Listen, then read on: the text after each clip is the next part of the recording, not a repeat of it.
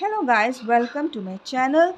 So in this video I am going to discuss the topic the food chain from the chapter the food we eat, and all the topics like digestion begins in the mouth, as well as tasting food, importance of glucose in our body, balanced diet, then why is junk food unhealthy, and deficiency disorders when food gets spoiled, and food preservation, food for plants. All these topics I have already discussed in my previous videos, and also I have shared the link of all these topics in the description box so you can go through it.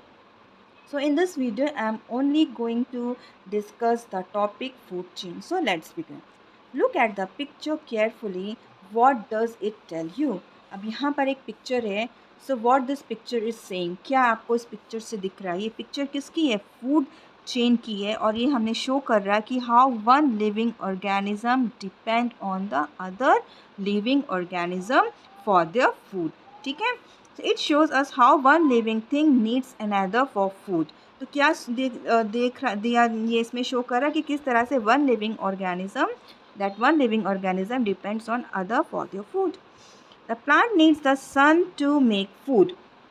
अब plants को क्या चाहिए होता है? सन चाहिए होता है food बनाने के लिए. हम लोग ने पढ़ा था इससे पहले वाले वीडियो में, इससे पहले वाले टॉपिक में, फोटोसिंथेसिस. तो प्लांट को क्या चाहिए होता है? फूड बनाने के लिए सन की ज़रूरत होती है. ठीक है. The insect gets its food from the plant. अब इंसेक्ट को फूड कहाँ से मिल रहा है? प्लांट से मिल रहा है. The rat eats the insect. Rat insect को खा रहा है. The snake eat the rat. Snake किसको खा रहा है? रैट को खा रहा है. Finally the hawk eat the snake. अब लास्ट में हॉक क्या खा रहा है? स्नेक को खा रहा है. This is an example of food chain. ये पूरा एग्जाम्पल है फूड चेन का. और लास्ट में क्या होता है? जब ये हॉक मर गया तो ये क्या होता है? डिकम्पोज हो जाता है by the help of decomposers. ठीक है. डिकम्पोजर्स कौन होते हैं? ये मैंने अपने लास्ट वीडियो में शेयर किया था. Isn't it? तो अगर आपको नहीं मालूम है डिकम्पोजर्स कौन होते हैं, तो आप मेरा प्रीवियस वीडियो यानी कि फूड फॉर प्लांट देख सकते हैं. Now the food chain is, अब तो इसी को जो एक लिविंग ऑर्गेनिज्म दूसरे लिविंग ऑर्गेनिज्म पे डिपेंडेंट होता है, इसको हम क्या बोलते हैं? Food chain. ठीक है. जैसे कि हॉक किस पे डिपेंडेंट है? स्नेक पे. स्नेक किस पे डिपेंडेंट है? रैट पर. रैट किस पे डिपेंडेंट है? इंसेक्ट पर. और इंसेक्ट किस पे डिपेंडेंट है? ग्रास पर. तो इस तरह से एक लिविंग ऑर्गेनिज्म दूसरे पे डिपेंडेंट है. इस पूरी चेन को हम क्या बोलते हैं? Food chain. The food chain is nature's way of making sure that we are all self-sufficient. तो जो फूड चेन होता है ये एक नेचुरल प्रोसेस होता है कि किस तरह से एक लिविंग ऑर्गेनिज्म दूसरे लिविंग ऑर्गेनिज्म पर डिपेंडेंट है. अब फूड चेन इंक्लूड्स, अब फूड चेन में कौन कौन आते हैं?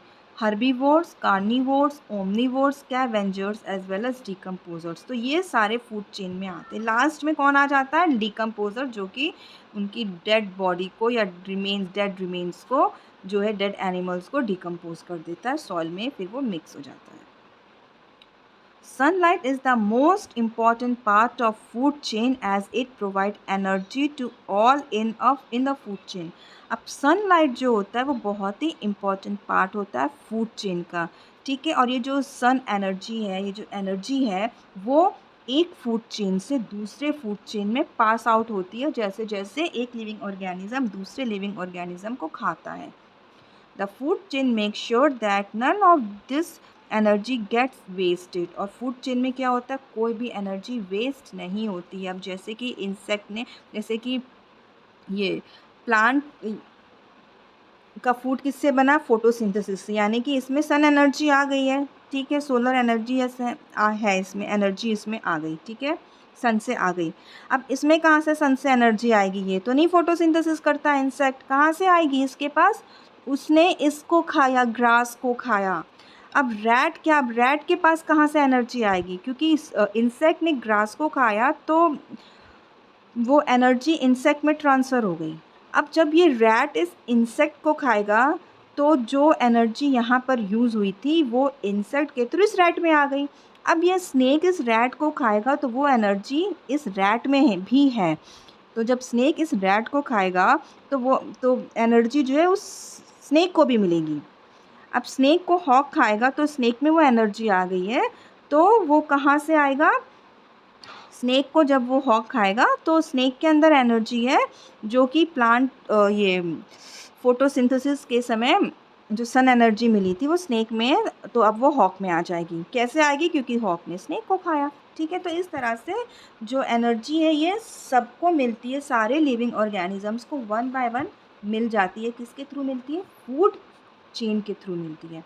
Every living creature becomes food for someone else, और हर एक लिविंग क्रिएचर वो है एक दूसरे का फूड बन जाता है। जैसे ग्रास है वो इंसेक्ट का फूड बन गया, इंसेक्ट रैट का फूड बन गया, रैट स्नेक का फूड बन गया, स्नेक हॉक का फूड बन गया। ओके,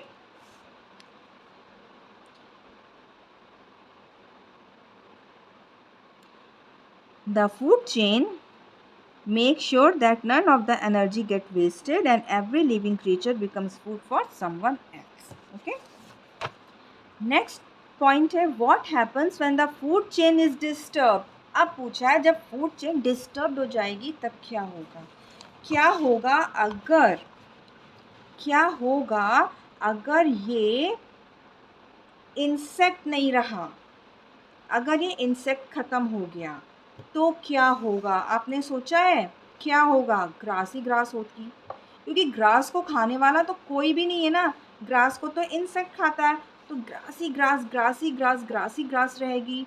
और रैट का क्या होगा? वो बेचारा स्टारवेशन की वजह से मर जाएगा, क्योंकि ये इंसेक्ट को खा रहा है और इसको इंसेक्ट ही खाने को नहीं मिल रहा है। ठीक है, तो इसलिए जो है ये सारी जो चीज़ें हैं ये नेचर के थ्रू बनाई गई हैं, ताकि सारी चीज़ें एक दूसरे से कनेक्ट रहें और साथ ही साथ कोई भी चीज़ डिस्टर्ब ना होने पाए।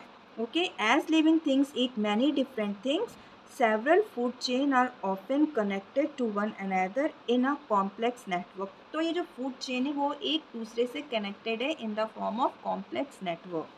This is called food web. तो इसी को हम बोलते हैं फूड वेब। फूड वेब क्या है कि लिविंग थिंग्स जो है एक दूसरे से कनेक्टेड हैं, इसको हम क्या बोलेंगे? Food web.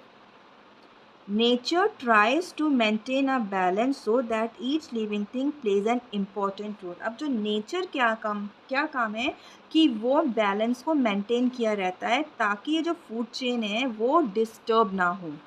For example, if in a forest all the tigers were hunted down. अब क्या हुआ? फॉरेस्ट में जितने भी टाइगर्स हैं उसको मार दिया गया। अब एक भी टाइगर नहीं है फॉरेस्ट में, तो क्या होगा? There would be no predators and the deer would multiply in number. Deer क्या होगा? क्यों डियर? क्योंकि टाइगर डियर को खाएगा। ठीक है, अब डियर को तो खाने वाला कोई है ही नहीं, कोई भी नहीं है डियर को खाने वाला, तो क्या होगा? डियर बहुत बढ़ते जाएंगे, बहुत सारे डियर ही डियर हो जाएंगे। अब क्या होगा? जब बहुत सारे डियर जब हो जाएंगे, the deer feed on the forest grass and leaves. अब क्या होगा? डियर क्या करेगा? फॉरेस्ट ग्रास को और लीफ को उसने खाना शुरू किया। अब बहुत सारे डियर हो जाएंगे तो बहुत ज़्यादा इंटेक भी होगा। As a result would start dwindling with the increase number of deer. तो क्या होगा? कमी हो जाएगी ग्रास की, लीफ की, तो एक दिन ऐसा आएगा कि फॉरेस्ट ही ख़त्म हो जाएगा। ठीक है, क्योंकि वो सब खा जाएगा, सारा प्लांट्स वगैरह सब डियर खा जाएगा। All right, with little grass, the deer would have very little to eat and they would die of starvation. अब जब फॉरेस्ट भी ख़त्म हो गया, deer going on multiplying and multiplying, तो एक दिन क्या होगा? खाने की कमी हो जाएगी डियर को, और फिर डियर को भूख लगेगी। अब उनको खाना ही नहीं मिला है तो वो भूख के कारण मर जाएंगे। They will die due to starvation. Slowly the forest itself would die when there would be nothing left. और धीरे धीरे फॉरेस्ट भी ख़त्म हो जाएगा, क्योंकि कुछ बचा ही नहीं है, डियर ने कुछ छोड़ा ही नहीं है, सब कुछ खा गया। ठीक है, क्यों खाया? क्योंकि टाइगर ख़त्म हो गया। टाइगर अगर डियर को खाता तो एक बैलेंस मेंटेन रहता, इतने ज़्यादा डियर नहीं होते। ठीक है, thus everything creature has its own importance in the food chain to maintain the balance of nature। तो इसी तरह से जो नेचर जो है एक बैलेंस खुद ही उसने जो है एनवायरनमेंट में खुद ही उसने बैलेंस बना रखा है कि किस तरह से एक लिविंग थिंग दूसरे लिविंग थिंग पे डिपेंडेंट है, और अगर ये डिस्टर्ब हो गया तो किस तरह से नेचर पूरा ख़त्म हो जाएगा, इनबैलेंस हो जाएगा पूरा।